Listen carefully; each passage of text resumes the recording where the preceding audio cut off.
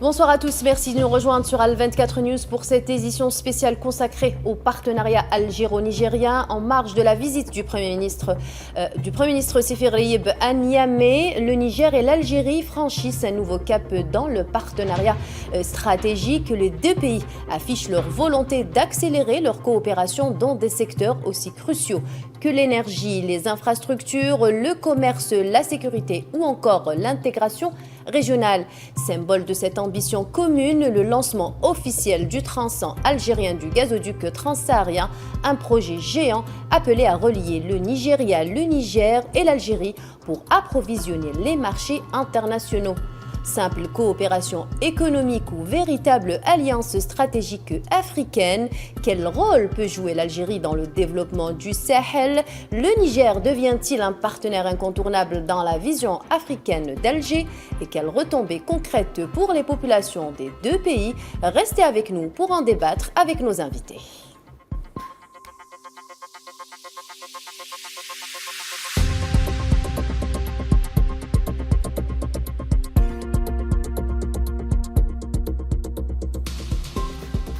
Alors, pour parler ce soir de cette visite du Premier ministre Séfi Ghraïb à Niamey, de ses retombées, nous avons le plaisir d'avoir ce soir sur ce plateau M. Abdrahman Hadef, expert en géoéconomie. Bonsoir M. Hadef, merci d'avoir accepté notre invitation. Bonsoir, très ravi. Également avec nous, M. Bardad Mendouche, expert algérien des questions énergétiques à partir de Londres. Bonsoir M. Mendouche, merci d'avoir accepté notre invitation. Bonsoir à vous, merci. Merci à vous. Alors, Monsieur Hadef, je vais commencer par vous. Selon vous, que révèle concrètement cette visite sur les nouvelles priorités africaines de l'Algérie? Écoutez, je pense qu'aujourd'hui, c'est assez clair que l'Algérie vraiment se repositionne dans son espace naturel au niveau du continent africain, mais avec une nouvelle vision, une nouvelle stratégie, mais surtout une grande volonté politique qui mène vraiment à un nouveau partenariat avec plusieurs pays africains, dont le but, c'est surtout d'atteindre les objectifs de l'agenda 2063 de l'Union africaine, qui est l'intégration économique africaine. Et donc aujourd'hui, on constate que les choses s'accélèrent. Les visites aussi des chefs d'État et chefs de gouvernement africains se multiplient en Algérie. Des conventions, des accords signés, mais ce qui est un peu particulier aujourd'hui, c'est surtout cette célérité dans l'exécution des accords. L'exemple avec le Niger vraiment démontre ce changement d'approche et de façon de faire de l'Algérie au niveau africain. Aujourd'hui, on constate qu'il y a eu des engagements lors de la visite du président Abdrahman Tiani à Alger il y a 2-3 mois de ça, et des engagements ont été pris d'entamer certains projets au niveau du Niger, surtout dans le domaine de l'énergie. Et vraiment, personnellement, j'étais étonné de voir le record dans l'exécution de ces projets. Et là, le projet de la centrale qui a été inauguré hier par le Premier ministre, M. Séfi Ghraïb, est un exemple concret. Une centrale qui a été réalisée par les équipes de Sonelgaz. Il faut aujourd'hui aussi noter une réorganisation justement des instruments de l'Algérie pour justement réaliser cette vision. Et aujourd'hui, la Sonelgaz dispose d'une entreprise qui s'appelle Sonelgaz International, qui aujourd'hui prend place au niveau du marché africain. Et donc on a vu la réalisation de cette centrale à mon avis, c'est un exploit. C'est un exploit parce que derrière le slogan et derrière le titre, il y a vraiment des équipes qui ont travaillé d'arrache-pied. Je pense que le record, c'était de 70 jours. En 70 jours, on a pu transporter, installer, mettre en service une centrale électrique. Ça, c'est vraiment quelque chose qu'on n'a pas l'habitude de voir.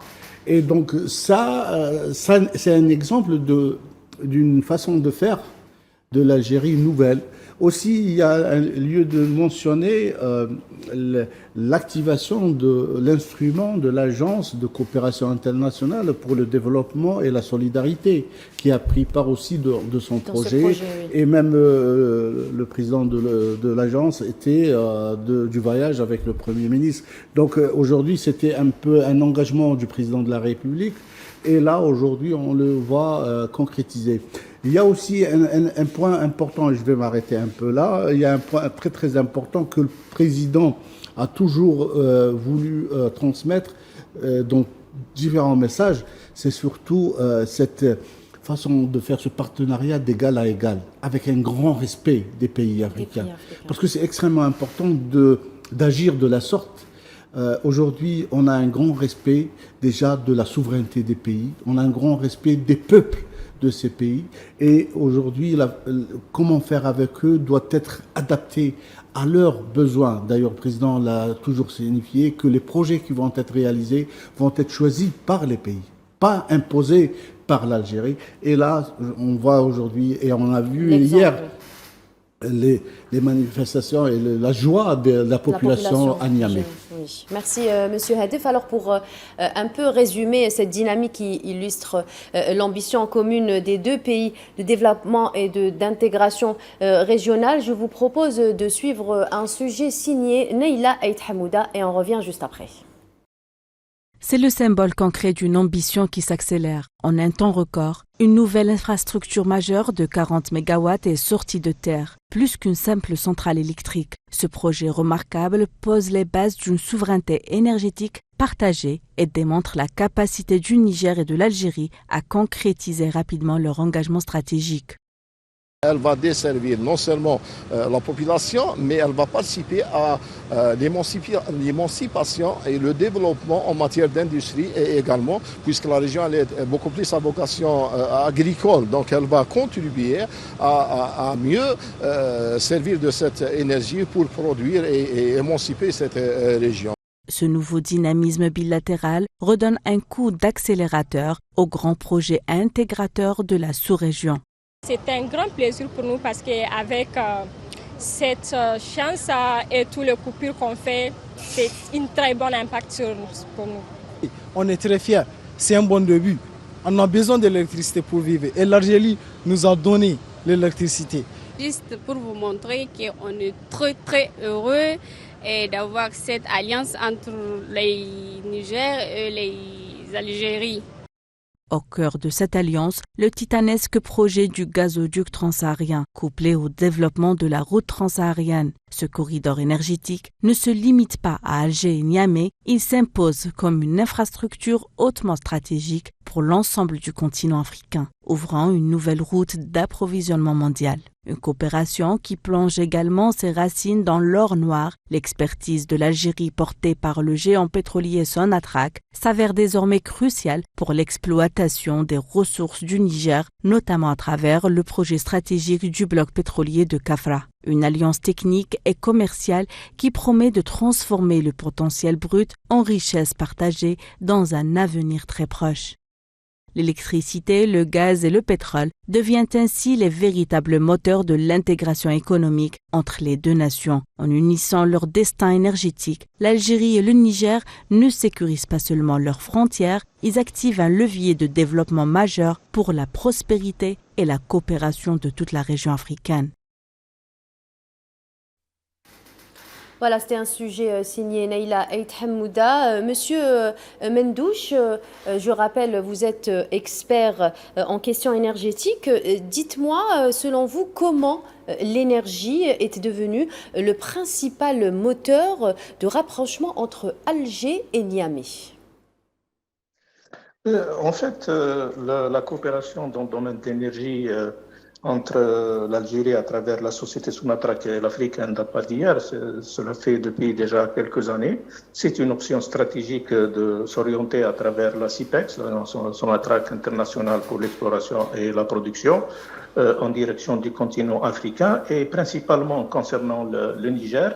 Il y a déjà eu des contrats avec la Sonatrach et c'est une filiale de la Sonatrach qui avait déjà effectué dans le champ de Kafra au nord du Niger et au sud de l'Algérie deux forages qui ont donné de très bons résultats en termes de débit et d'estimation des réserves telles que évaluées par la Sonatrach entre 260 et 400 millions de barils en place. Donc de pétrole et de gaz et aussi de condensat. Les travaux par la suite ont été arrêtés pour les événements qui avaient suivi par la suite, comme tout le monde le sait. Donc la reprise de la coopération s'est faite à partir de 2022 avec d'autres accords pour entamer d'autres forages. Et donc la visite du Premier ministre algérien a été une bonne occasion pour renforcer cette coopération, non seulement pour développer ce champ à travers une multitude de forages, mais également cela a permis de faire deux mémorandums d'entente entre une filiale de Sonatrach spécialisée dans les recherches de pétrole et de gaz par les méthodes les plus modernes, la dernière technologie dont dispose cette filiale, c'est ce qu'on appelle la sismique 3D, qui va permettre éventuellement, avec un taux de probabilité assez important, de déceler d'autres zones au niveau de Kafra, potentiellement producteurs de pétrole ou de gaz, d'une part, et d'autre part avec la deuxième filiale, qui est spécialisé dans le forage pour réaliser d'autres puits qui sont appelés des puits d'exploration et par la suite des puits de développement. Et également, il y a lieu de signaler que cette coopération, ce partenariat avec la Sony DEP, la Société de pétrole et de gaz du Niger, est un type de contrat partage de production à 50% pour la partie du Niger et 50% pour la partie algérienne. Et elle va contribuer à accroître pour la Sonatrach sa présence au niveau du continent africain d'une part, mais également accroître ce qu'on appelle les actifs de Sonatrach à l'international, c'est-à-dire l'importance de la Sonatrach au niveau international et les réserves à l'international qui vont contribuer par la suite à augmenter les recettes du pays de manière assez importante. Monsieur Hadif, suite à ce que vient de déclarer Monsieur Mendouche, est-ce que selon vous assiste-t-on à la construction d'un véritable axe stratégique Algérie-Niger ? Sans aucun doute. Je pense que là, les dirigeants des deux pays ont opté à une approche vraiment très pragmatique et surtout réaliste. Il y a eu vraiment un diagnostic de ce qu'on peut faire ensemble et là on a mis les moyens et surtout on a mis les mécanismes qu'il faut pour réaliser ces objectifs. Comme ça a été un peu expliqué par M. Mendouche, que je salue, l'Algérie vraiment a été présente depuis des années dans la région, surtout au Niger, à travers CIPEX. Mais aujourd'hui, c'est une nouvelle ère qui s'ouvre dans le domaine énergétique. Donc, on a parlé de la possibilité d'étendre les activités de Sonatrach à travers ses filiales dans la géophysique, la géosismique, aussi dans le forage, mais aussi dans d'autres activités. Il faut mentionner aujourd'hui que la Sonatrach maîtrise pratiquement l'ensemble de la chaîne de valeur du secteur ou de l'industrie du oil and gas. Et là, c'est un avantage vraiment important pour les deux pays. Donc, à travers des projets pareils, effectivement, on est en train d'assister à une refonte du partenariat et de l'alliance entre Alger et Niamey, mais qui va un peu au-delà parce que cette alliance, elle est en train de donner des résultats spectaculaires dans des laps de temps très très courts. Je pense que même d'autres pays sont très regardants à cela et on va certainement voir d'autres réalisations dans les années, plutôt dans les mois à venir. D'ailleurs, il y a eu une déclaration du ministre de l'énergie et des énergies renouvelables que d'autres pays ont fait des demandes semblables pour la réalisation de centrales électriques. Il a cité, je pense, le Tchad, il a cité la Côte d'Ivoire, il a cité le Mozambique. Donc, c'est des pays qui, vraiment, après avoir vu ce qui s'est réalisé au Niger, reproduire le même je modèle. pense qu'ils souhaitent reproduire la même chose. Pour rebondir par rapport au secteur des hydrocarbures et du oil and gas, je pense que aussi la présence de Sonatrach dans la région va s'étendre, à mon avis, et va aller au-delà du Niger, parce qu'effectivement, là, il y a la présence à travers des accords qui ont été signés par le passé. Aujourd'hui, on retrouve aussi SIPEX en Libye, où elle a aussi des activités là-bas. Mais je pense qu'on va assister vraiment à un redéploiement de l'activité de Sonatrach dans toute la région, peut-être en Mauritanie, peut-être au Sénégal. Ça va s'étendre, oui, peut-être au Sénégal, parce que je pense qu'aujourd'hui, la Sonatrach, déjà, c'est la première compagnie africaine, c'est la compagnie numéro 1 en Afrique, mais à mon avis, elle a besoin, comme disait M. Mendouche, elle a besoin aujourd'hui de diversifier ses actifs et surtout à l'international. C'est ce que va lui donner une nouvelle dimension. Ça, c'est extrêmement important parce que les ambitions de l'Algérie aujourd'hui, c'est d'être une puissance économique au niveau régional et surtout au niveau continental. C'est à travers des compagnies comme la Sonatrach, comme la Sonelgaz et d'autres compagnies qui vont suivre dans le proche avenir. Futur très proche. Oui. Monsieur Mendouche, selon vous, dans quelle mesure le TSGP pourrait justement permettre aux 3 pays fondateurs d'opérer une transformation de leur stratégie énergétique sur le plan opérationnel? Oui, absolument. Donc, le TSGP, qui est Trans-Sahara Gas Pipeline, est un gazoduc qui date déjà de 2001, puis cela a été arrêté. La reprise de ce grand projet stratégique au niveau africain est due essentiellement au conflit qu'il y a eu avec les pays consommateurs, principalement l'Europe et la Russie, à la suite de la guerre Russie-Ukraine, où les pays européens ont décidé de sanctionner la Russie en ne pas achetant son gaz, et donc il fallait des solutions alternatives. Et donc là, ce projet est redevenu comme une solution alternative dans une zone où il n'y a pas de conflit et dans une zone où il y a des réserves très importantes. Le Nigeria étant en termes de réserve de gaz le premier au niveau africain et suivi de l'Algérie, l'Algérie étant premier producteur et exportateur de gaz et 7e exportateur de gaz au niveau mondial et bénéficie de plus de 60 ans d'expérience dans la chaîne de valeur de gaz, avec les complexes de liquéfaction Arg et Skikda, les moyens de transport, le Transmed qui existe déjà pour 30 milliards de mètres cubes de capacité vers l'Italie, le Medgaz 12 milliards de capacité vers l'Espagne et le Portugal, et la flotte dont dispose une filiale de Sonatrach pour le GNL, une dizaine de méthaniers qui peuvent même aller jusqu'aux marchés les plus éloignés, donc le marché asiatique. Et donc ce projet, qui est de 4100 km, est déjà réalisé dans sa grande partie. Il reste à peu près 1000 km au niveau du Niger, dans les 700 au niveau de l'Algérie et une centaine de kilomètres au niveau du Nigeria. Et donc il devient stratégique aussi bien pour ces 3 pays en termes de création d'emplois, en termes de dynamisation de l'économie locale, en termes de raccordement de beaucoup de foyers et de beaucoup d'industries au niveau du gaz. À rappeler qu'au niveau africain, il y a presque 600 millions dans toute l'Afrique, bien entendu, 600 millions de foyers qui ne sont pas encore raccordés ni au gaz ni à l'électricité.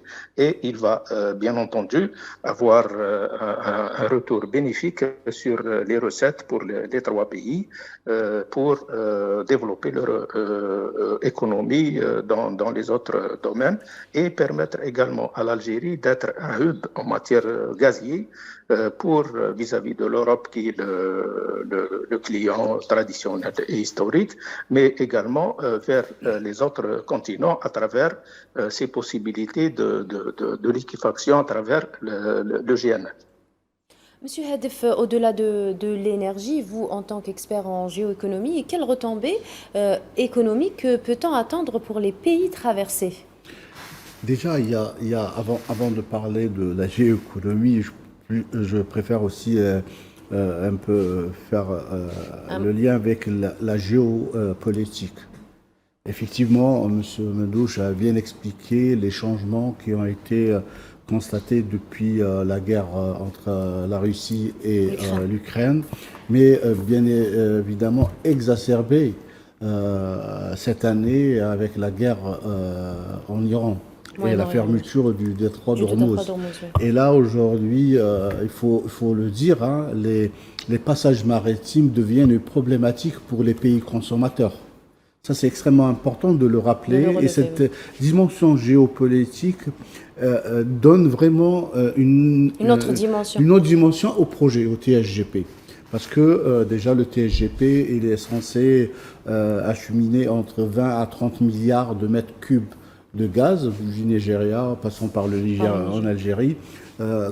Comme on l'a bien expliqué, l'Algérie, maintenant aujourd'hui, elle maîtrise pratiquement toute la chaîne de valeur du gaz. Et si je reviens par rapport au communiqué qui a été publié ce matin pour annoncer l'entrée officielle de la partie du gazoduc en Algérie, l'entrée officielle de la réalisation du gazoduc en Algérie, je relève un point extrêmement important, et c'est un message, je pense, parce qu'effectivement, c'est tout le monde, et on le dit souvent, moi-même je l'ai dit plusieurs fois, que le gaz va être destiné à l'Europe.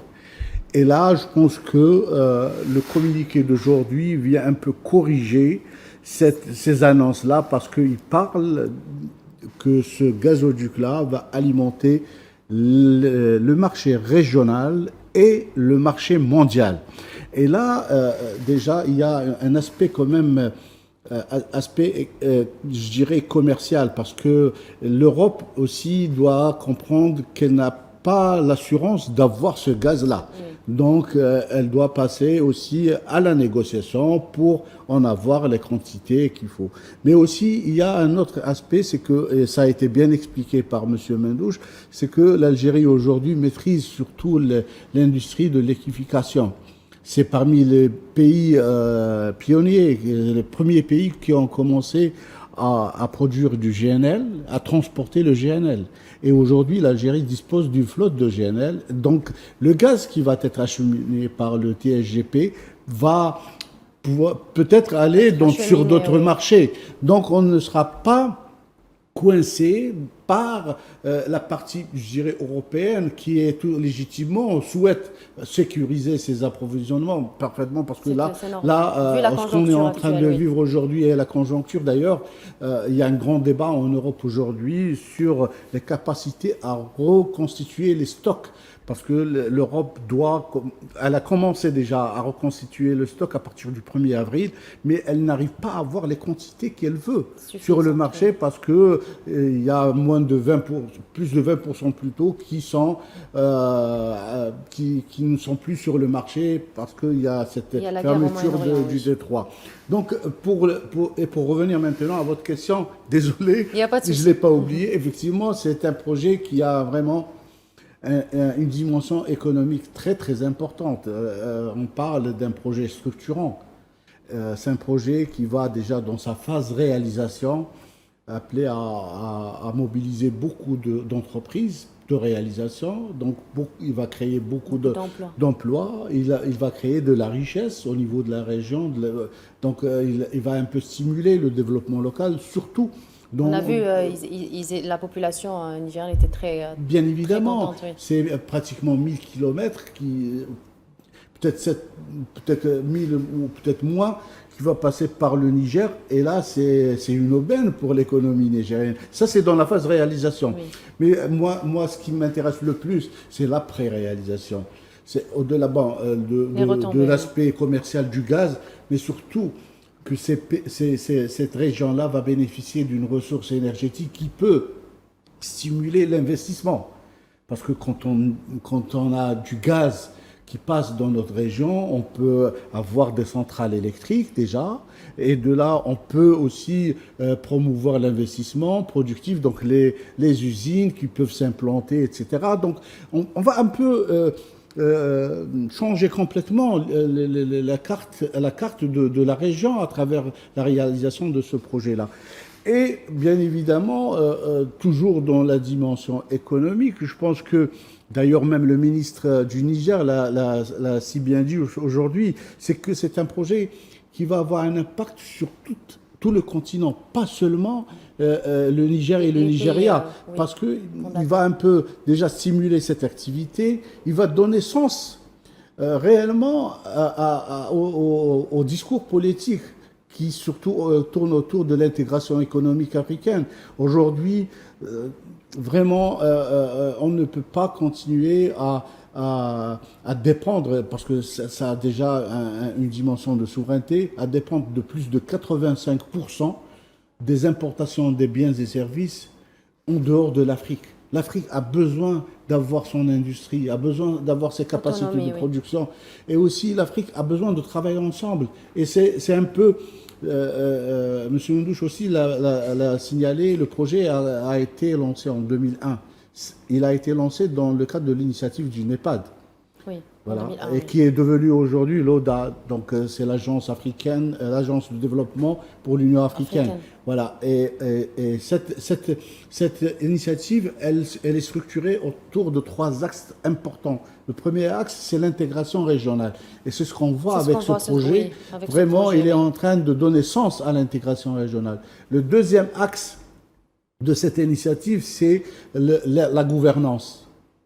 Il faut dire qu'à travers un projet pareil, la gouvernance, elle est tellement compliquée, mais on est arrivé, avec la sagesse des leaders des 3 pays, on est arrivé à mettre en place une gouvernance. D'ailleurs, on est à la 5e réunion de coordination au niveau ministériel, ce qui dénote que les choses avancent bien dans le bon sens. Et là, on a mis en place les entreprises d'exécution. Le troisième axe de l'initiative NEPAD, c'est le développement humain et économique.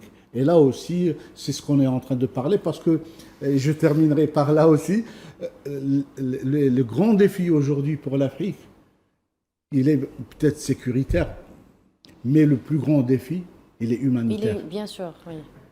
L'Afrique va connaître un doublement de sa population en 25 ans. On est à 1,5 milliard d'habitants. 2050, on sera à 2,5 milliards. C'est un défi énorme.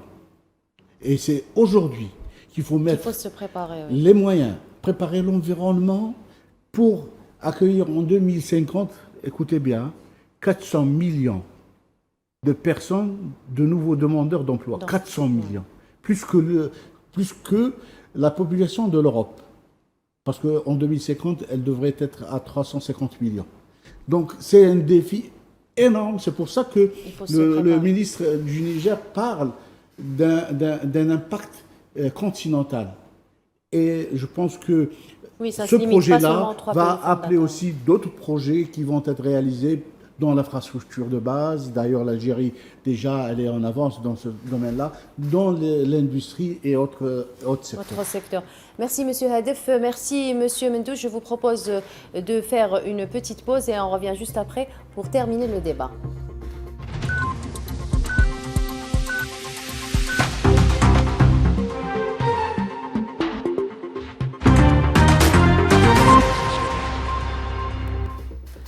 Merci de nous rejoindre pour cette deuxième partie de cette édition spéciale consacrée à la visite du Premier ministre Sefer Riyeb à Niamey.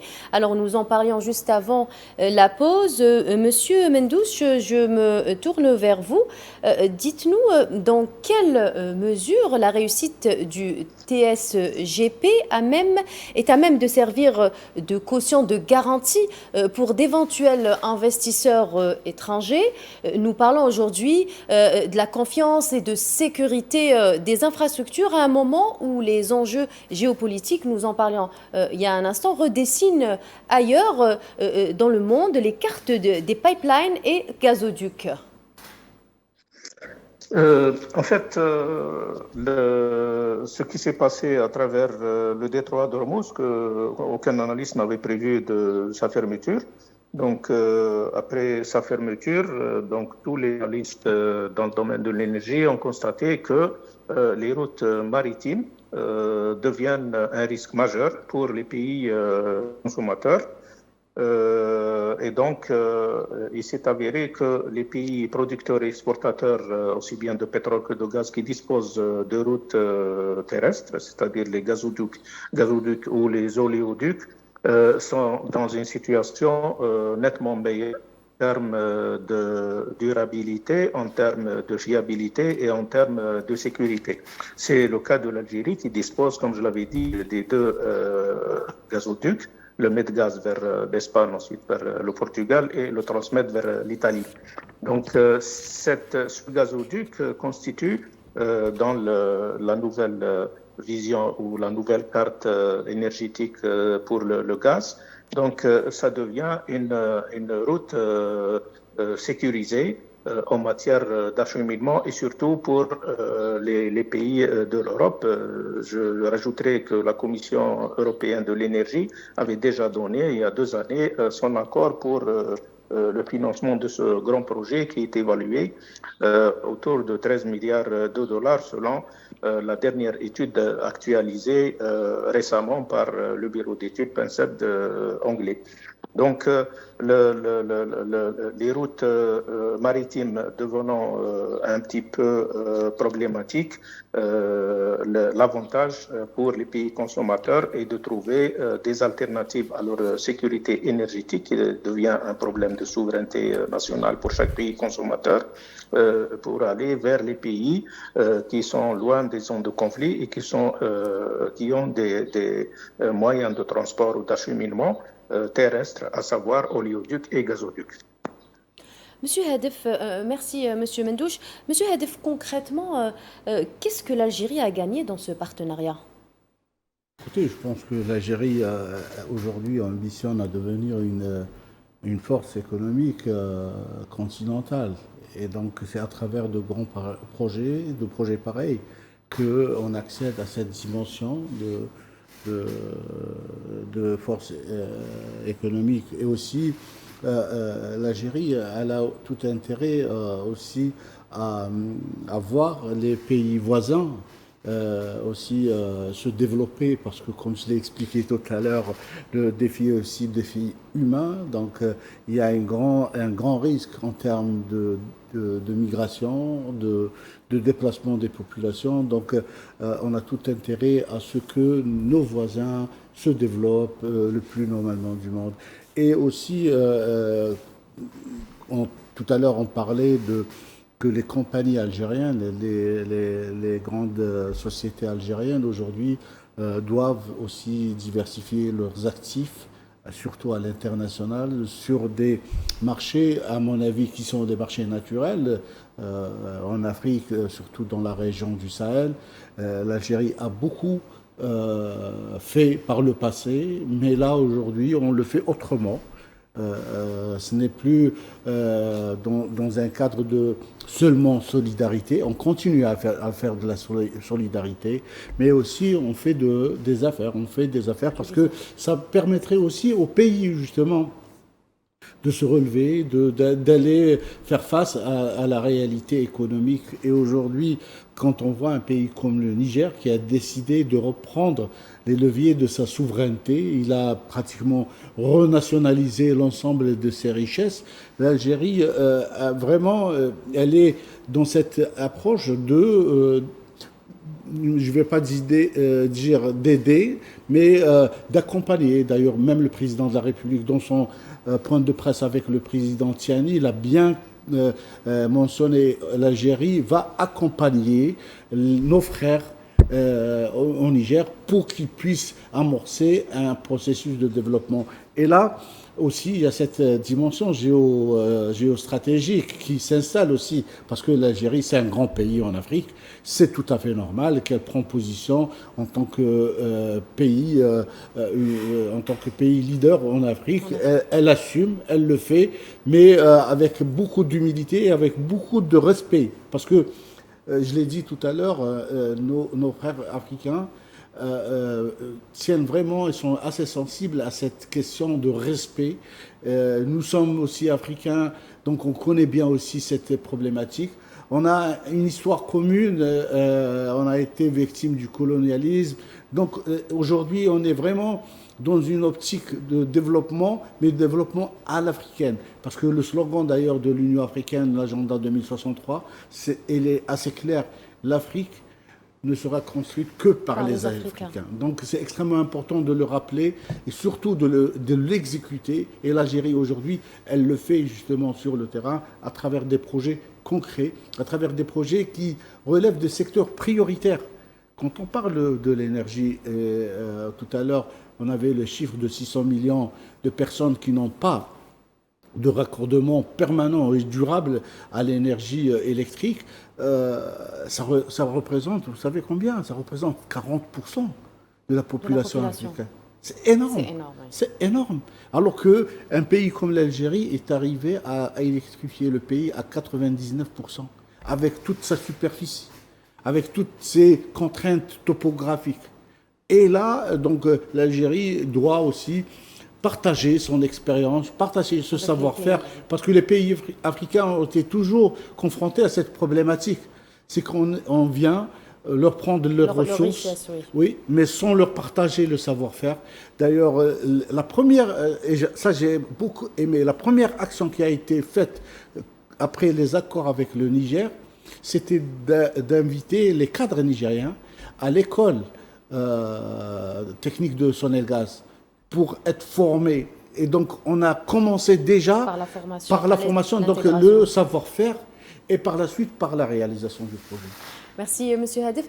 Monsieur Mendouche, est-ce que les investisseurs internationaux, selon vous, restent-ils prudents face aux défis sécuritaires?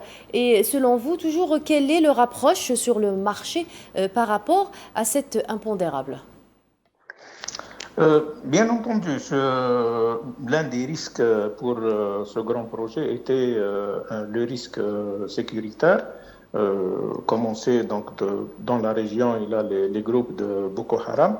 Mais ce risque a été réduit à son plus bas niveau par les déclarations des deux parties, à savoir mettre les moyens pour pouvoir réduire ce risque à un niveau le plus faible possible.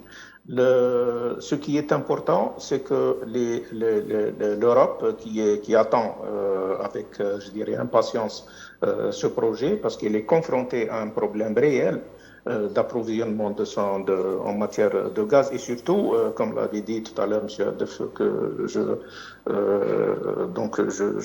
soutiens ce qu'il a dit, je suis d'accord avec tout ce qu'il a dit, le niveau des réserves qui existent au niveau des pays européens est à son plus bas niveau, compte tenu qu'ils n'arrivent pas à trouver des sources alternatives pour pouvoir refaire les stocks de gaz. Bon, et surtout aussi également de pétrole, puisque là on parle de gaz, à leur niveau. Il faut qu'ils le fassent avant l'arrivée de l'hiver prochain. C'est la période où les pays consommateurs refont le plein puisque c'est une période de baisse de la consommation dans les pays européens où il fait froid, avant l'arrivée de l'hiver. Et ça, ce projet leur donne une vision à long terme pour sécuriser leur approvisionnement venant d'un endroit géographique où il n'y a pas, surtout, il n'y a pas le risque de ce qu'on appelle les routes d'acheminement. C'est-à-dire qu'avec l'expérience qu'il y a sur le détroit d'Ormuz, les pays consommateurs ont compris que ces routes-là deviennent problématiques et deviennent à risque et il faut aller chercher leur gaz au niveau d'autres continents, à savoir l'Algérie par exemple en tant que pays producteur et exportateur, mais également à travers ce projet très stratégique et très important. Et le gaz aussi, je rajouterais que pour les pays consommateurs et également pour l'intégration régionale, aussi bien pour le Nigeria, le Niger, l'Algérie, ce gaz-là ne servira pas uniquement comme source d'énergie, mais il servira également comme matière première pour l'industrie pétrochimique qui est en train de se développer en Algérie à travers les projets qui sont en cours.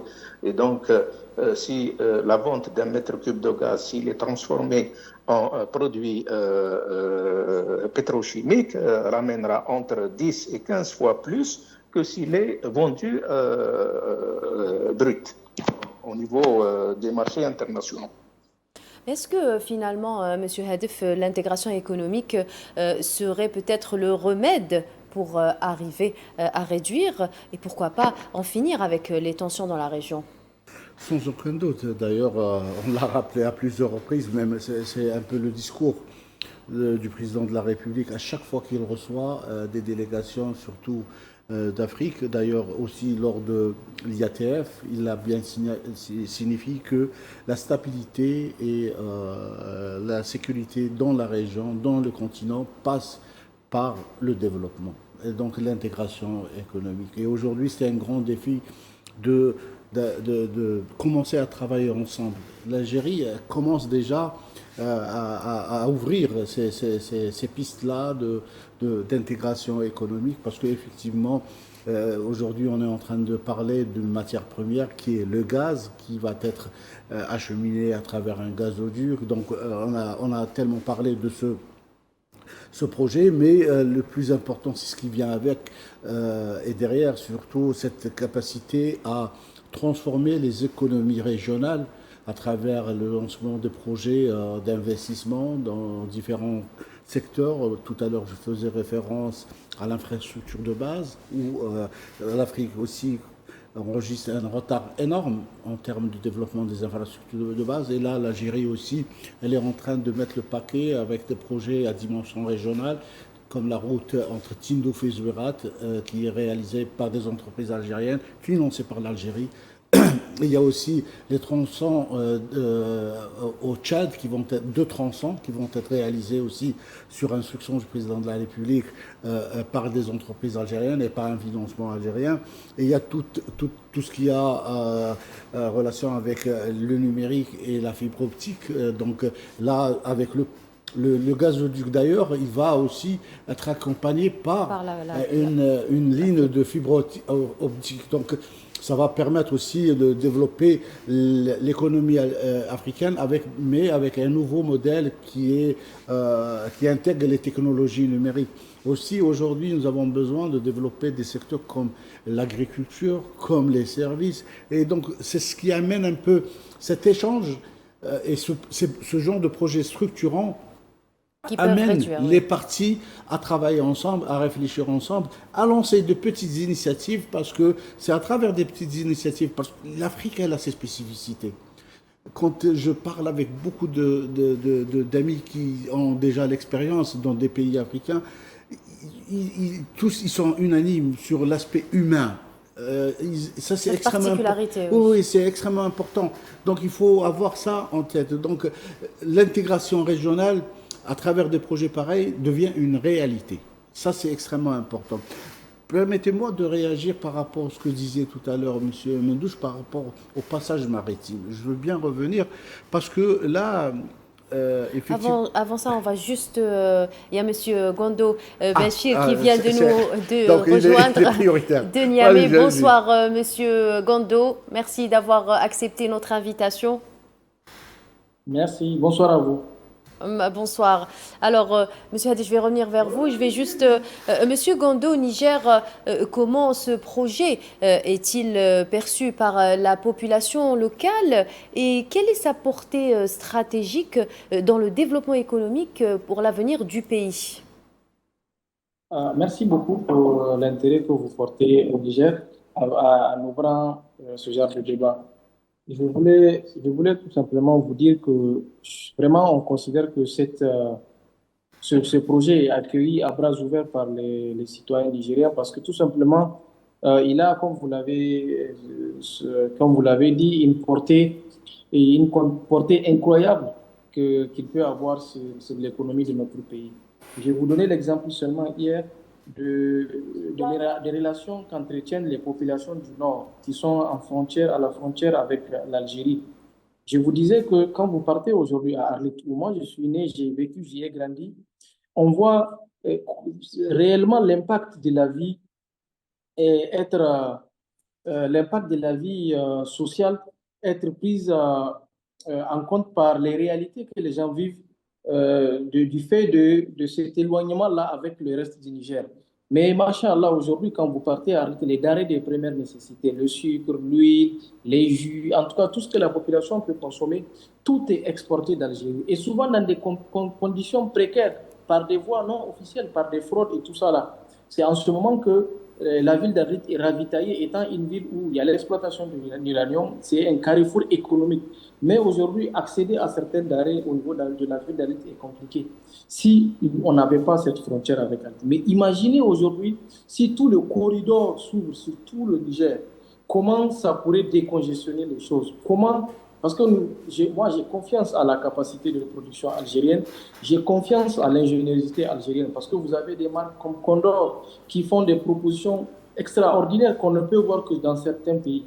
Et aujourd'hui, quand on fait la comparaison entre commander certains consommables électroniques, électroménagers, de les commander depuis la Chine, depuis l'Europe, alors que c'est fabriqué aussi ici à côté par le voisin, nous donnons de facto à l'Algérie un certain marché qu'elle pourrait exploiter et dynamiser sa position. Et qui sait, si on y met l'énergie dessus, peut-être que demain ça peut être l'uranium. Plutôt que de prendre notre uranium, l'apporter jusqu'en Europe, on peut juste faire 2-3 virages dans le désert et on l'apporte à l'Algérie pour que l'Algérie renforce sa position de puissance mondiale et que désormais nous aussi nous puissions avoir un partenaire plus souple avec lequel nous pouvons discuter pour acheter nos armes, pour écouler, pour dynamiser aussi notre économie. Donc moi vraiment, et j'imagine que c'est vraiment le sentiment de tous les Nigériens, parce que déjà l'Algérie c'est un pays voisin, déjà, avec lequel nous partageons presque les mêmes cultures, les mêmes religions et les mêmes peuples. Parce que sur toute la bande nord de notre pays, vous avez des Touaregs et des Berbères qui sont à la fois des Nigériens et des Algériens. Nous partageons souvent même les mêmes réalités socio-économiques. Donc moi, je pense que vraiment, ça serait une aubaine si Dieu nous permette, Inch'Allah, que nous puissions atteindre ce résultat. Merci, Monsieur Bachir. Brièvement, avant de conclure l'émission, vous arrivez en fin d'émission, mais nous allons quand même vous donner la parole. Selon vous, dans 5 ans, quel serait, selon vous, le principal succès que devrait produire ce partenariat? Moi, je vais parler directement dans le contexte du citoyen nigérien. Moi, je dis que dans 10 ans, dans 5 ans, si cette collaboration tient lieu, c'est qu'au Niger, le prix du riz, le prix de l'huile, le prix de sucre, qui avait connu une certaine flambée par rapport aux années antérieures, va drastiquement, comment on appelle ça, baisser. Et aujourd'hui, il ne sera plus un luxe de s'offrir certaines denrées de première nécessité, comme le sucre, l'huile et tout ça pour les citoyens nigériens. Aujourd'hui, ça se vend sur le marché à 5-6 000. Lorsqu'on sait que quand vous arrivez à tout ce qui est exporté d'Algérie, c'est vend moins cher que comme il se vend donc à l'intérieur du pays. Donc moi, je pense que si on a une voie fluide où tout ce tronçon commercial-là pourrait être exploité, la vie du citoyen nigérien va drastiquement changer. Et le pouvoir d'achat du citoyen nigérien va aller au-delà des besoins de première nécessité. Nous allons peut-être lutter contre les difficultés économiques que nous pouvons avoir. Donc, dans 5 ans, vraiment. Et de l'autre côté aussi, en Algérie, ça va vous donner un marché, un débouché extraordinaire qui pourrait être justifié par le fait que votre capacité de production sera densifiée.